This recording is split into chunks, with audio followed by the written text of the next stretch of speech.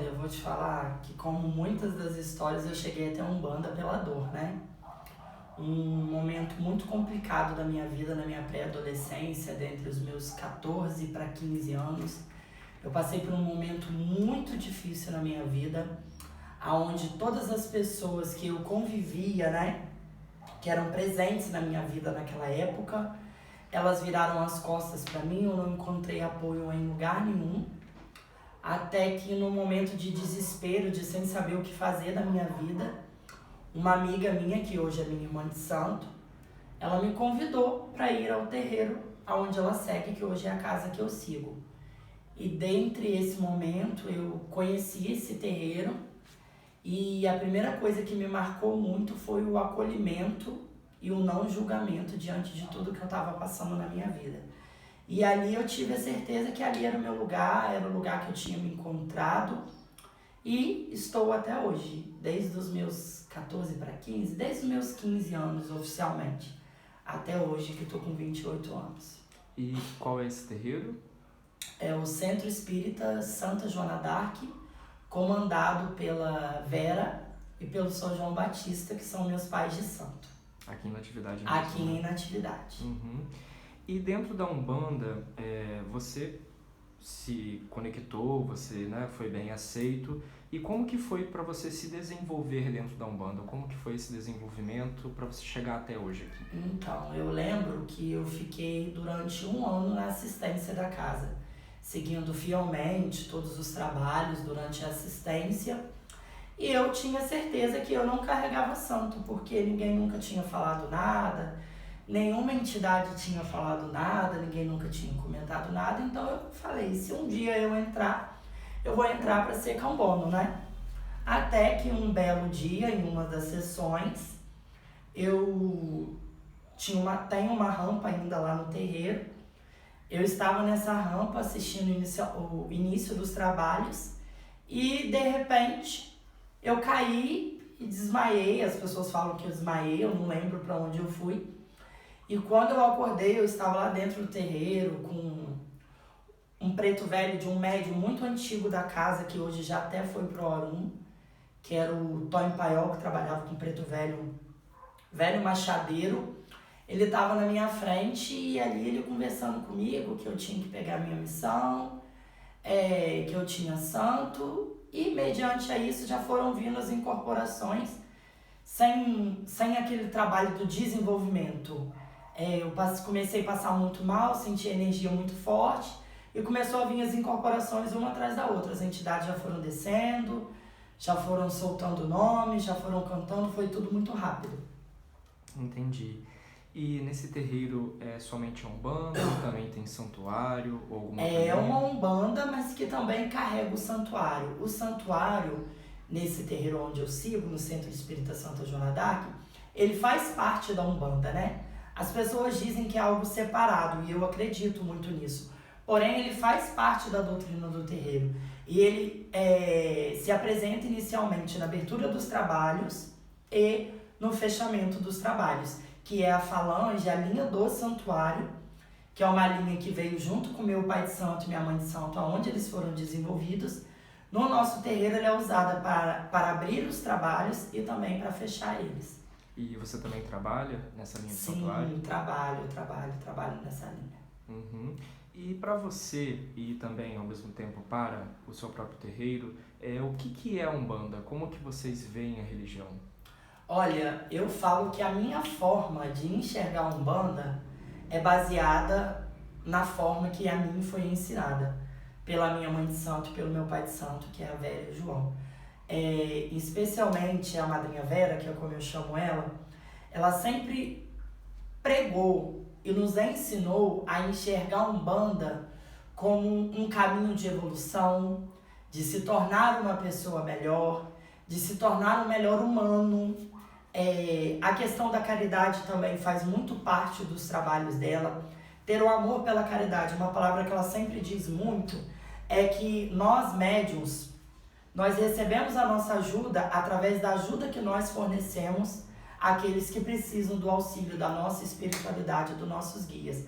A forma que eu enxergo a Umbanda, que eles me ensinaram, É uma forma muito simples, muito pura, sem muito luxo, sem muita vaidade, uma Umbanda mais pé no chão, mais realidade, uma Umbanda que não escolhe raça, não escolhe cor, é uma Umbanda que não julga, mas sim uma Umbanda que acolhe. É claro que, como qualquer outro terreiro que é feito de pessoas, existem problemas, né? Porque o pensamento é individual de cada um, mas é algo que ela sempre reforça nos momentos que ela tem comigo e com os outros filhos, para falar o ponto de vista dela. E a gente também baseia muito, porque com a vivência que eu tenho com eles, eu não aprendo só na fala, no falar deles. Eu também aprendo observando as atitudes dele dias após dia. Uhum. E apesar de o santuário estar dentro da Umbanda, no seu terreiro, existe alguma forma de vê-lo ou da maneira como se trabalha com ele diferente da Umbanda dentro do terreiro? Olha, dentro do meu terreiro, da casa onde eu sigo, eu acredito que está acoplado essas linhas, né? É o que eu falo, a Umbanda ela é muito diversa, ela é muito mista, e eu acredito que dentro da Umbanda, desde o momento que haja respeito, haja seriedade, não existe errado nem certo. A doutrina varia de cada casa para casa. Dentro do meu terreiro, uma parte primordial que eu acho que todas as pessoas que cultuam o santuário têm é a questão das garrafas na mesa, que é algo tradicional que vem dessa linha do santuário, dos cultuadores, a campainha, os cordões de São Francisco, os cruzeiros, que são aqueles cruzeirinhos de madeira, os rosários, e isso, de certa forma, também está acoplado dentro da Umbanda. Porque os próprios preto velhos que incorporam hoje nos terreiros são preto velhos que usam da água para dar um passe, usam do rosário para rezar, as preta velhas, os preto velhos, do cruzeiro. Então eu acredito que, de certa forma, por mais que cada um tenha a sua linha, tá ainda um pouco misturado, entrelaçado, bem junto, porque são armas de trabalho que ambas as linhas usam, tanto as linhas de caboclo, de preto velho, quanto a linha do santuário. Só que a forma que eu enxergo é igual. Os guias do santuário que descem na casa onde eu sigo, eles não fumam, eles não bebem, na minha casa não tem bebida alcoólica, mas eles não fumam, eles não usam, eles descem ali daquela forma para fazer o cântico deles, a reza deles, eles têm um padrão bem específico que é deles, que é o que diferencia eles de um preto velho, de um caboclo, que já desce, o caboclo já desce dando o seu grito, o seu brado, enfim, é isso daí. E esse comentário sobre a questão da bebida alcoólica, isso tanto para a Umbanda quanto também para as linhas de santuário? Isso. Na minha casa não faz o uso de bebida alcoólica já, eu acho que há muitos anos que já não faz. O povo de rua, o povo de Exu, as entidades que consomem o álcool para o seu trabalho, elas são tratadas, elas são cuidadas. Meu pai de santo cuida delas, trata delas, mas no corpo do médium não tem o consumo. Entendi. E nessa questão do santuário, né, tanto na abertura quanto no fechamento, existe dentro do santuário linhas específicas, como por exemplo na Umbanda nós temos caboclos, pretos velhos, Exu e tudo mais. Dentro do santuário há essa definição, essa divisão? Olha, dentro do pouco que eu sei, eu acredito que existam falanges, né? Que também se assimilam a essa questão. Por quê? Na linha de caboclo, numa linha de caboclo, existem vários falangeiros. Dizem que tem caboclos que vêm pela linha de Omulu, pela linha de Xangô. Eu acredito que é bem parecido na linha do santuário, porém se divide em falanges. Eu acredito na questão da falange dos médicos do espaço, que são curandeiros, na falange de alguns mentores, que vêm para passe, descarrego, na falange também de espíritos que trabalham e manipulam a cura, a limpeza, a desobsessão. Eu acho que, dentro do meu ponto de vista, é dividido dessa forma. Entendi. E esses médicos astrais, como que são essas entidades? Olha, os médicos astrais, nós conhecemos aí, que é bem famoso, o Dr. Bezerra de Menezes, Dr. Frites, e existem milhares de outros médicos do espaço, que são espíritos que, quando passaram aqui na Terra, né, tiveram a profissão de médico, salvaram e curaram e ajudaram muitas vidas, e continuaram exercendo essa função no campo espiritual através de incorporações, fazendo operações no invisível, fazendo curas, rezas, que são a manipulação da energia da medicina deles.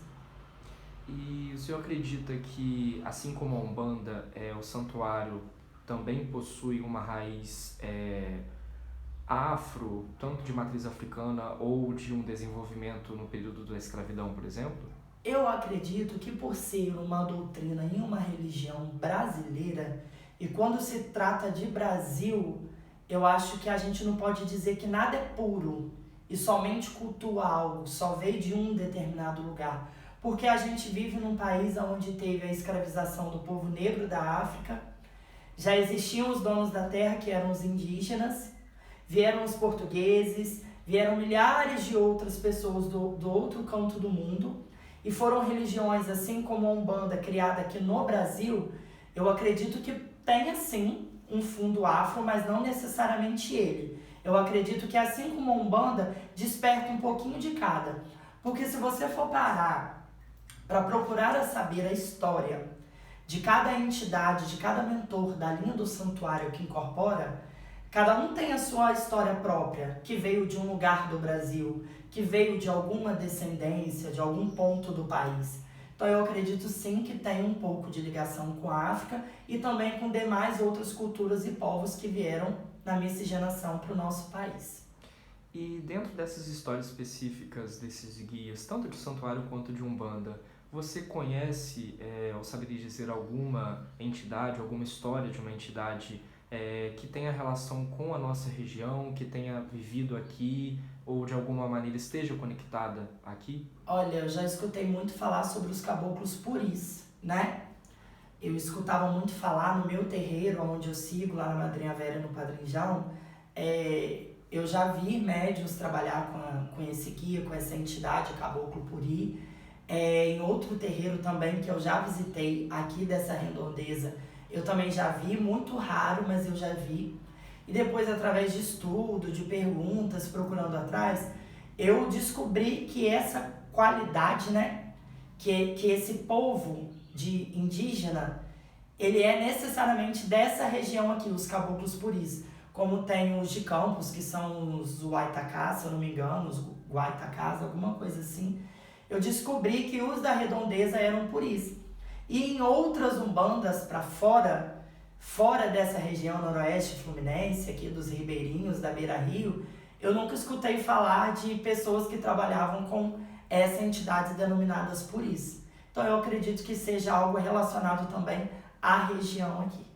E a maneira deles trabalharem, né, possui alguma diferença ou algo que seja muito específico deles frente a outros? Os que eu já vi trabalhando incorporado em médiums, uma das coisas que mais me chamou a atenção foi a venda dos olhos. Sempre quando estava naquele processo da entidade se aproximar e incorporar no médium, antes dela chegar totalmente no corpo e tomar totalmente o corpo do médium, as pessoas vêm e vendam os olhos dela, né? E ela trabalha somente com os olhos vendados. As duas pessoas que eu vi trabalhando com essa entidade puri, elas trabalhavam com os olhos vendados o tempo inteiro que elas estavam em terra. E só desvendavam os olhos dela assim que ela desprendia da matéria dela. Entendi. E você saberia um ponto de caboclo puri pra gente?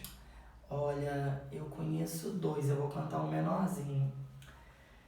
Ai, ô, puri, joga o laço e desmancha o dia.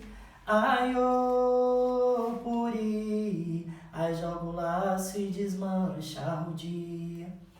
Tem um outro, que era de uma médium antiga, que eu não cheguei a vê-la trabalhar, né?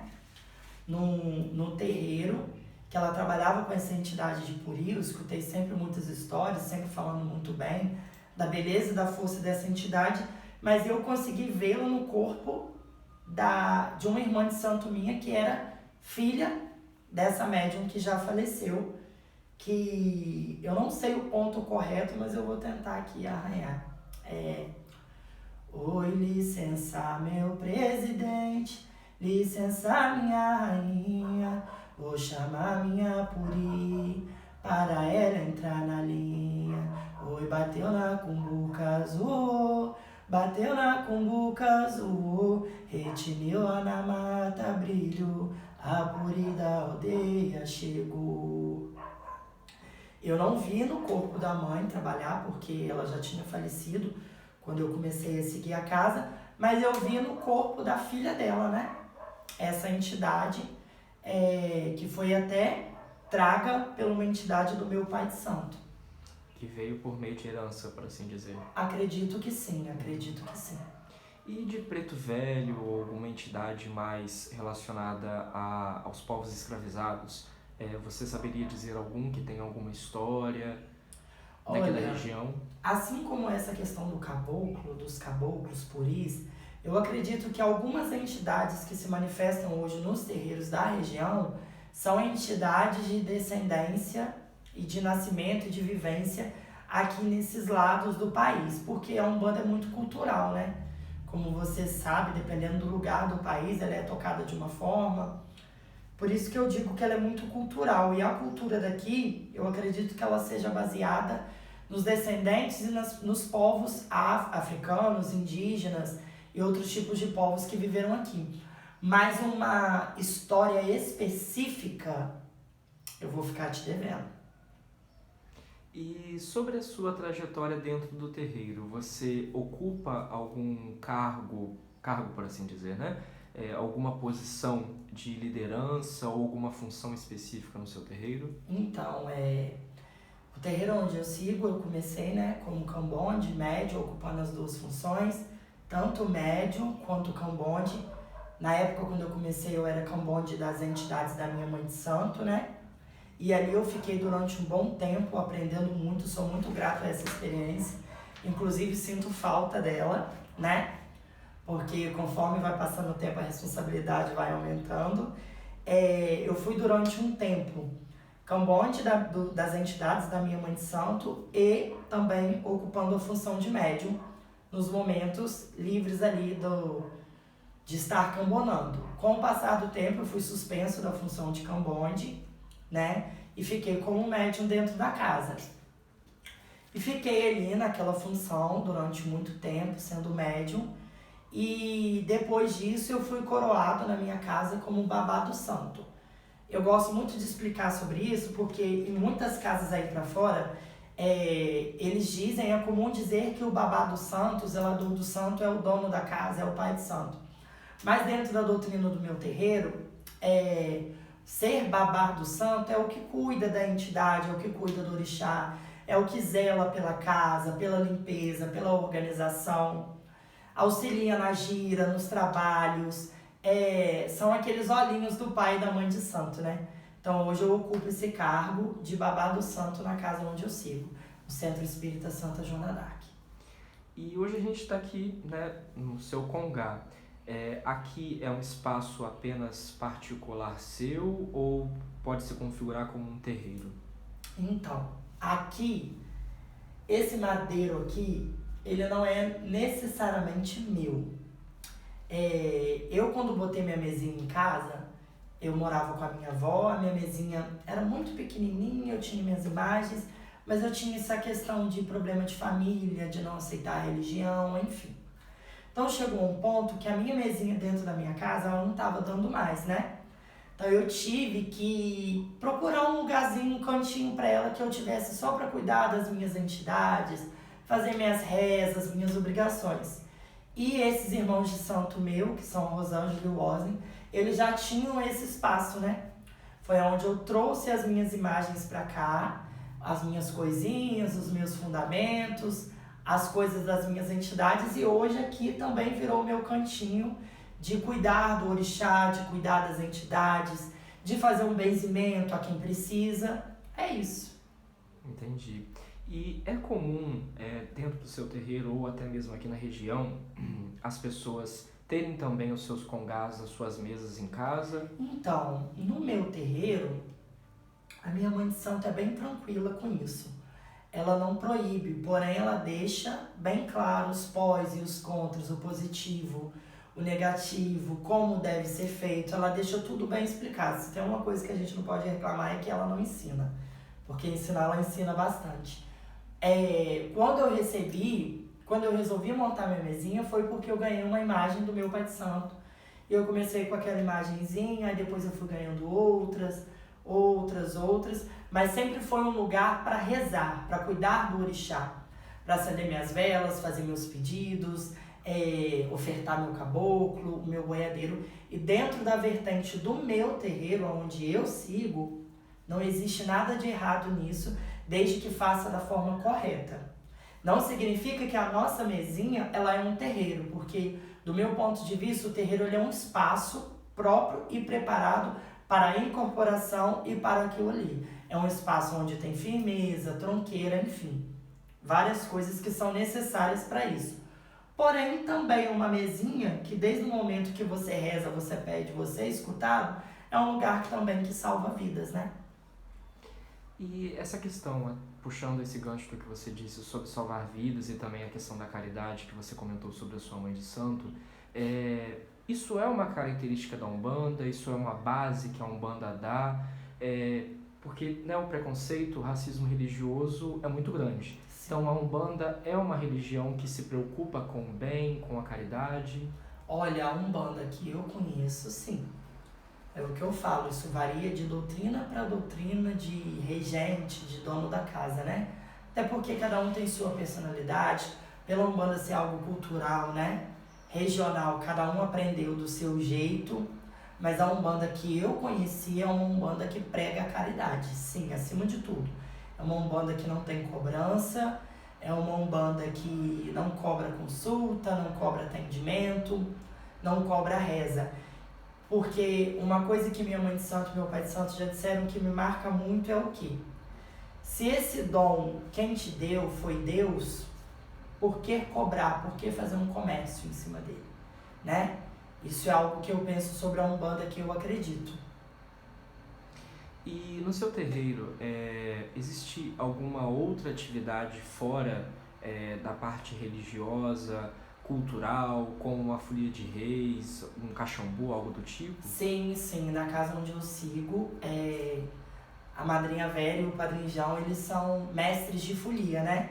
Eles já tiveram folia de reis há muitos anos atrás, eu era criança, eu lembro porque eles moravam no mesmo bairro que eu, então eu era bem pequenininho, eu lembro deles saindo já com a folia de reis, e depois eles encerraram a jornada deles, e agora, depois de muitos anos, no ano passado, se eu não me engano, eles retornaram com essa atividade cultural que é muito rica e importante e que eu acredito que estava se perdendo um pouco, né? Eles voltaram com a folia de reis deles e que, se eu não me engano, é folia de reis Estrela do Oriente, uma coisa assim, né? Eles voltaram com esse movimento cultural que é muito importante. Eu não faço parte, né? Mas o que eles precisarem eu tô ali. É algo que eu amo e é algo que eu acho muito importante sobre a questão de terem muitos jovens dentro da folia. Isso é muito legal porque não deixa a cultura morrer, né? É algo que vai passando de geração para geração. Mas eles fazem esse movimento, sim, cultural da folia de reis. E você acredita que talvez a folia de reis e essas outras tradições culturais da região elas influenciaram a Umbanda ou o santuário ou vice-versa? Porque às vezes os pontos se parecem muito. São bem parecidos. Olha, eu vou te ser sincero, é algo que eu nunca tinha pensado, não. Mas você falando isso realmente faz refletir. Algumas ladainhas, alguns cânticos que nós já escutamos nas rezas, né, na linha do santuário, realmente são cantados dentro da folia de reis. Eu acredito que não a folia tenha influenciado a linha do santuário, mas de certa forma a linha do santuário, que também é voltada muito para essa origem católica dos santos do catolicismo, né? Como Marte São Sebastião, os 3 reis do Oriente, que vem dos cânticos de fundamento do catolicismo, né? Eu acredito que o santuário tenha influenciado um pouco para esse lado, e não ao contrário. E essas ladainhas, o que elas são especificamente? Olha, o que eu aprendi foi que ladainhas são rezas cantadas, tipo tem o Pai Nosso, né? Só que aí na ladainha você reza o Pai Nosso cantado. Só que existem ladainhas para tudo, ladainhas para chuva, ladainhas para até para quando alguém, né, desencarna, faz a passagem. Existem ladainhas também para isso, cânticos que são feitos para essa alma. Existem as ladainhas de São Sebastião, existe ladainha, se eu não me engano, de São Sebastião, Santo Antônio, algumas que eu já escutei. E você, como um médium de Umbanda, qual que é a sua visão sobre essas discussões que nós estamos tendo hoje dentro da Umbanda sobre a questão desse racismo estrutural que se estabeleceu dentro da própria religião e que historicamente, né, foi influenciando a religião de Umbanda e as demais religiões de matriz africana? Então, eu acho muito importante falar sobre esse assunto, porque esse racismo estrutural, como a gente sabe, ele vem de uma base, de uma estrutura bem antiga, né? Só que não significa que no mundo de hoje, onde nós temos a liberdade de expressão, a gente deve permanecer agindo dessa forma.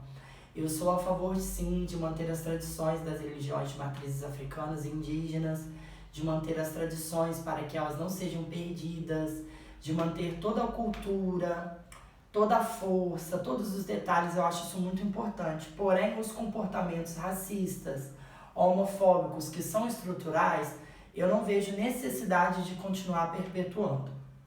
Porque qual é o meu ponto de vista, né? Dentro da Umbanda, nós trabalhamos com os pretos velhos e as pretas velhas, né? Que são espíritos que foram escravizados quando passaram aqui na Terra, e negros, né? Que vieram da Mãe África. E eu, como médium, eu ser uma pessoa que, quando vê uma pessoa negra, quando eu tenho um amigo negro, eu cometo uma brincadeira sarcástica ou algo relacionado a racismo. Eu acredito que eu estou desonrando essas entidades no qual nós trabalhamos e no qual nós cultuamos. Porque não condiz o meu comportamento aqui na Terra ser um comportamento racista, desfazendo a pessoa pela sua cor, pela sua raça, e estar dentro do terreiro, ajoelhando aos pés de um preto velho para fazer os pedidos. Eu acredito muito sobre honrar a ancestralidade e honrar aquelas entidades e aqueles guias que te escolheram para trabalhar com eles no seu corpo. E eu acredito que esses determinados comportamentos não devem se perpetuar e não devem continuar. Que os médiuns de hoje em dia, eles têm que botar a mão na consciência e entender que muitas das suas atitudes e palavras e seu comportamento com o próximo desonra a espiritualidade que ele carrega, desonra a força que escolheu trabalhar no corpo dele, desonra os ancestrais africanos e indígenas, a falta de respeito e de amor pela cultura indígena.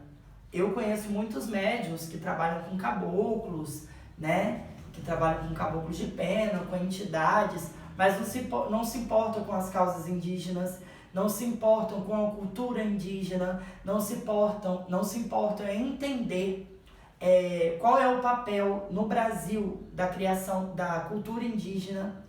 E isso é algo que, para mim, como médium hoje de Umbanda, não faz muito sentido, né? Eu escuto muito pessoas falarem sobre os caboclos e não entenderem e não respeitarem eles. Porque o meu ponto de vista é o quê? Quando eu vejo um caboclo incorporado dentro de um terreiro, ou quando eu vou fazer uma obrigação para o meu caboclo, seja o que for, eu tenho a consciência que eu estou reverenciando e cuidando o dono da terra que hoje eu habito. E eu acho que essa consciência falta ainda um pouco na espiritualidade hoje em dia, nos médios hoje em dia. Eu sou muito novo, eu tenho 28 anos, eu comecei minha trajetória lá com 15 anos de idade, estou na mesma casa até hoje, sigo na mesma casa, mas são coisas que hoje, eu mesmo sendo novo, com 28 anos, eu reflito. E eu vejo quanto há a falta de consciência e a falta de honrar os seus ancestrais através das suas atitudes no seu cotidiano, no dia a dia.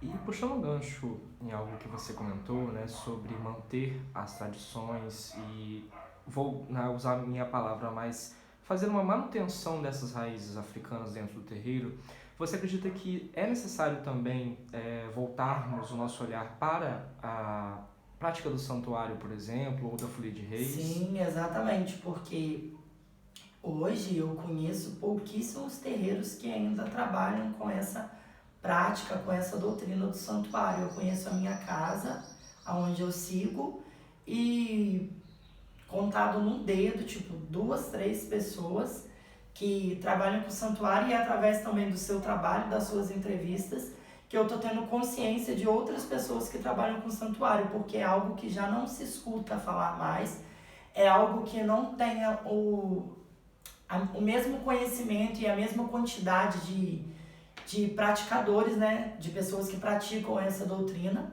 É algo que eu também acho que vem se perdendo, assim como a folia de reis.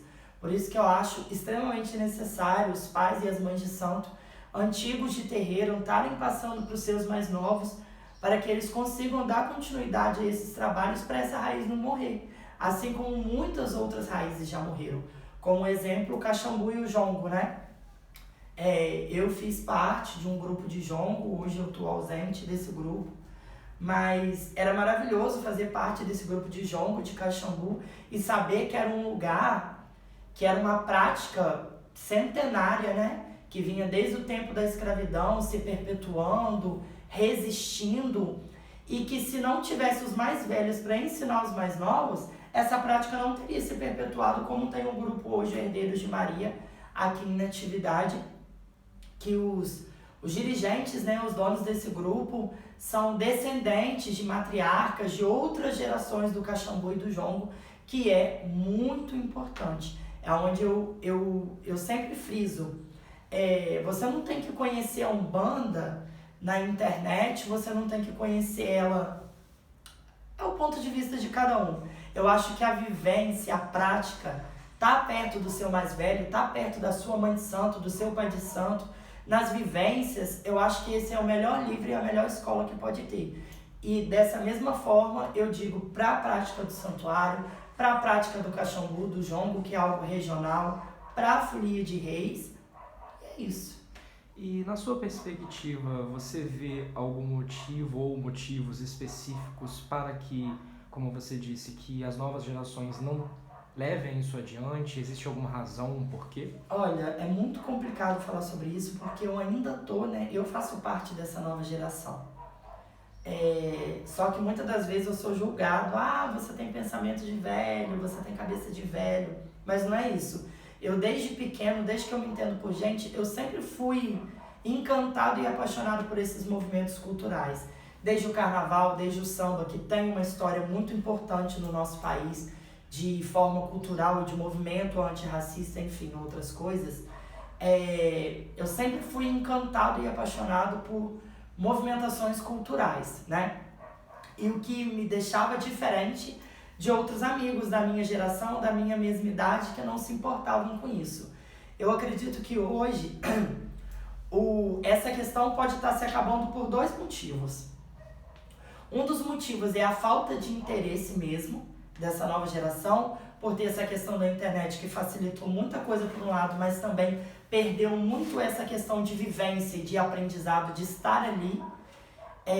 Então isso eu acho que pode ter causado um pouco de desinteresse nos jovens, e também um pouco por alguns mais velhos terem aquela rigidez com eles de não querer passar o que eles sabem para frente, sem ter a consciência e o entendimento que quando ele morrer, se não tiver alguém que foi passado aquilo, a cultura, a história, a vivência, o aprendizado vai morrer todo junto com aquela pessoa. E eu acho que isso que nós temos que ter consciência. Hoje eu sou novo, mas um dia eu vou ser velho. Se Deus e Oxalá permitir, eu vou ter meus 60, meus 70 anos. O que eu vou querer? Pegar o meu acúmulo de vivência e enterrar junto comigo? Não. Eu vou querer ele passar ali pra frente. Eu vou querer que alguém continue com as minhas lutas, lutar por aquilo que eu acredito. Enfim, é isso. E puxando o gancho do santuário, você poderia cantar uma ladainha? Posso sim. São Sebastião glorioso, que mora na beira do mar, roia, levanta a bandeira pra cima, deixa as águas derramar.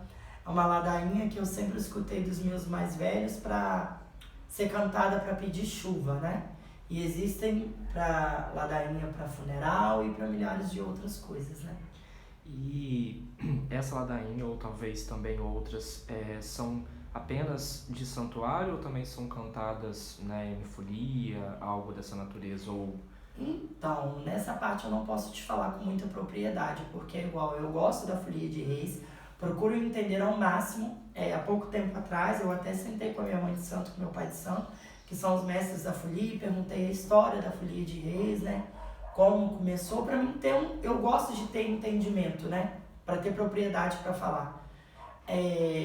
Eu não posso te dizer com muita certeza, mas eu acredito que essas duas forças se entrelaçam pelo cântico ser bem parecido, ser cânticos voltados para o catolicismo, para santos católicos. Então eu acredito que essas duas forças se entrelaçam, se cruzam sim. E existe algum ponto, não especificamente ladainha, de santuário que você se recorde, que faça essa referência a algum santo? Então, eu já escutei uma entidade de santuário no meu terreiro cantar um ponto, né? Um cântico, que era quando ele está se desprendendo para ir embora. Que era assim, eu já fui longe, eu já tornei voltar. Ai, o meu santuário já mandou me chamar. Eu já fui longe, eu já tornei voltar. Ai, o meu santuário já mandou me chamar. É um ponto que eu posso te dar referência da linha do santuário quando a entidade está se desprendendo para ir para o campo dela. E você se recorda qual entidade era essa? Olha, o nome aqui agora exato eu não posso te dar, eu posso te dizer que era uma entidade de santuário. Porque às vezes a entidade ela desce, ela faz o trabalho dela, né? Ela faz os rituais dela e às vezes o tempo é tão curto porque a passagem é tão rápida que a gente nem tem o tempo ou a preocupação de perguntar o nome. Uhum. Isso é uma característica do santuário, essa questão de um trabalho rápido? Eu não vou te dizer assim, não vou te dizer um trabalho rápido. Eu posso ter me expressado mal. Como eu disse, no meu terreiro, onde eu sigo, as entidades do santuário, elas vêm na abertura e no fechamento. Durante a abertura é feito um cântico, né, um ponto, que é uma reza cantada, que é para invocar a força deles, né, como se fosse para abrir a corrente para eles estarem vindo. Ali eles chegam, eles em cântico, né, geralmente o cântico puxado pela entidade chefe do terreiro, ele vem cantando, saudando a rainha, o presidente da mesa, que é algo também típico da linha do santuário, essa questão, essa nomenclatura de presidente e rainha, né? Ele faz o cântico saudando a rainha, o presidente, os assistentes, os filhos da corrente, aos companheiros que são os trabalhadores espirituais que descem naquela falange que ele puxa. Ele faz a saudação, é como se o trabalho dele ali fosse para abrir o caminho e o campo espiritual para que pudessem vir as próximas entidades de Umbanda, para dar abertura aos trabalhos espirituais. Geralmente, às vezes, durante o trabalho de Umbanda, em alguns intervalozinhos, geralmente passa uma entidade na cabeça, no corpo, né, do meu presidente, que é meu pai de santo, seu João Batista, Padre João, que faz alguns cânticos rezados também, geralmente para fazer um descarrego em alguém, fazer uma limpeza, uma desobsessão, levar uma cura, uma força no campo espiritual até a pessoa que pode estar dentro do hospital, né? É um desses trabalhos, só que geralmente eles já descem cantando. Às vezes no cântico deles eles soltam o nome, às vezes o cântico deles é aquele famoso que eu já escutei falar, o ponto cifrado, né? O ponto cifrado que eu aprendi é aquele ponto com rima, que eles mesmos vão declamando e vão criando e vão fazendo ao longo dos trabalhos dele na incorporação. E, mediante a isso se desprendem e vão para o campo espiritual. Entendi. E finalizando, qual seria o aconselhamento que você daria, e inclusive como alguém da geração nova, para as novas gerações que tanto já estão começando como vão começar dentro da Umbanda do Santuário? Olha, o conselho que eu dou é que isso eu falo para todo mundo que está entrando no terreiro agora, que também regula idade comigo. Eu falo, os mais velhos, por mais que às vezes você discorde, por mais que às vezes tenha algo que você não concorde, o que nós precisamos saber e entender, essa nova geração, é que os mais velhos são a voz da sabedoria, são a voz da experiência, principalmente quando se trata de religião. Porque eles vêm vivendo e cultuando a Umbanda, o santuário, o candomblé, seja qual desígnio for, não são há 5, 10 anos como eu. São há 50, há 40 anos, há meio século. Alguns já chegam até próximo de um século, né? Dependendo do tempo de desencarne. O conselho que eu dou é saber a hora de falar, mas é também saber a hora de escutar. Porque às vezes aquilo que o seu mais velho falou hoje você não concorda. Mas não significa que você tem que brigar, tem que responder. Guarde, porque em algum momento da sua vida aquilo vai fazer sentido. E eu digo isso por experiência própria.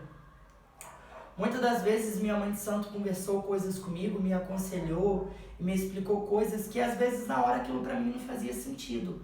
Mas às vezes anos depois vinha acontecer alguma coisa na minha vida que eu lembrava daquelas palavras e aquelas palavras serviam de caminho e solução para aquele problema que eu estava enfrentando. Por mais que as gerações sejam diferentes, habitar um mundo e cultuar uma religião de matriz africana sempre vai ser baseado nos mesmos problemas. Sofrimento, preconceito, rejeição da sociedade, minoria. E essa é uma luta que eles enfrentam há muitos anos. E nós estamos começando a enfrentar ela agora, né? Então, o mínimo que a gente pode fazer é entender que a voz dos mais velhos é a voz da experiência. É aprender com a sua mãe de santo, com o seu pai de santo. Não é somente sobre como acende uma vela, sobre como faz um ponto riscado, sobre como se posiciona um copo. Não é só isso. É aprender a como ser um ser humano melhor, como ser um médium que honra a sua ancestralidade e não desonra ela através das suas atitudes perante ao próximo. É ter mais consciência e ter mais curiosidade e força de vontade para aprender sobre cultura, entender sobre culturas e prosseguir isso para frente, dar continuidade às raízes, para que assim como eu quero aprender muito, quero conhecer muito, eu ainda não sei nada, estou no caminho para isso, para que um dia eu consiga continuar pelo menos um pouquinho daquilo que os meus mais velhos vêm plantando há muitos anos. Eu não acho justo um trabalho de anos, de muita luta, de muita força, de muita caridade, de muitas vidas salvas, morrer e acabar assim de repente. Eu acho que é um trabalho que deve ser sempre lembrado e perpetuado ao longo dos anos e quem sabe séculos e milênios, né? E além de te agradecer pelo aconselhamento que se encaixa para mim, que sou também de uma geração nova, eu quero te agradecer pela oportunidade, pelo acolhimento, por toda a recepção e permitir, né, que me considere, na verdade, a sua contribuição para a minha pesquisa. Muito obrigado. E eu também te agradeço por esse trabalho, porque eu vou te dizer, está sendo um trabalho muito legal. Eu estou acompanhando todas as entrevistas e quem eu posso fazer para sentar, nem que for forçado, para assistir eu faço, porque é um trabalho que dá conhecimento de quanto a nossa região é rica e fica adormecida.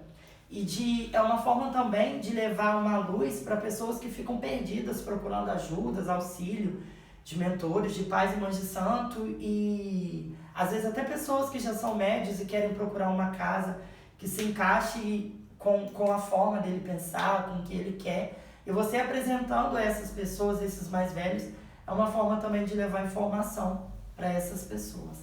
Muito obrigado. De nada.